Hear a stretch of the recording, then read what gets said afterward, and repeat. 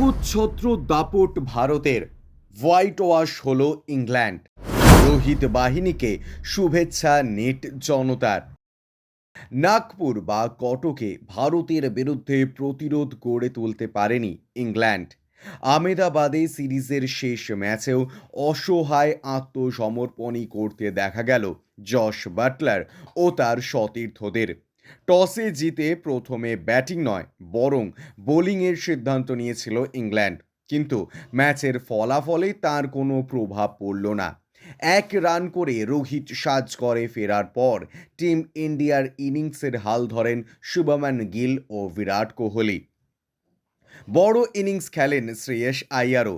তাঁদের সৌজন্যেই নির্ধারিত 50 ওভারে 356 রান স্কোর বোর্ডে তুলতে সক্ষম হয়েছিল মেন ইন ব্লু।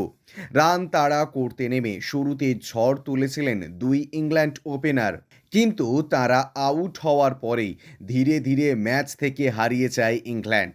214 রানেই শেষমেশ গুটিয়ে যায় তারা। 142 রানে জিতে মাঠ ছাড়ে রোহিত বাহিনী। আহমেদাবাদে টিম ইন্ডিয়ার জয়ে খুশির ঢেউ সমর্থকদের মধ্যে। শুভেচ্ছার সাগরে ভেসেছেন ব্যাটাররা।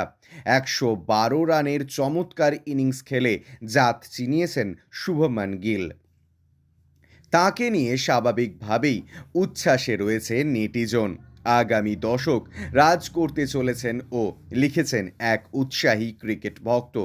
ক্রিকেট সঠিক ফর্মে রয়েছে, সঠিক সময়ে ফর্মে ফিরেছে, আরও একজন লিখেছেন। দীর্ঘ বিরতির পর বিরাট কোহলি রান পাওয়ায় খুশি নেট জনতা। আসন্ন চ্যাম্পিয়ন্স ট্রফিতে ফর্মে থাকা কোহলি টিম ইন্ডিয়ার সম্পদ হতে পারেন বলে মনে করছেন তারা। এই ধারাবাহিকতা দুবাইতেও দেখাতে হবে, টুইটারে দেওয়ালে লিখেছেন একজন।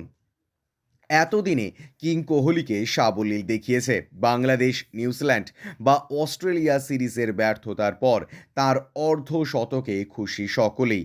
প্রশংসিত হয়েছেন শ্রেয়স আইয়ারও। 78 রানের ইনিংস খেলেছেন তিনি। ব্যুরো রিপোর্ট, ইউজে নিউজ।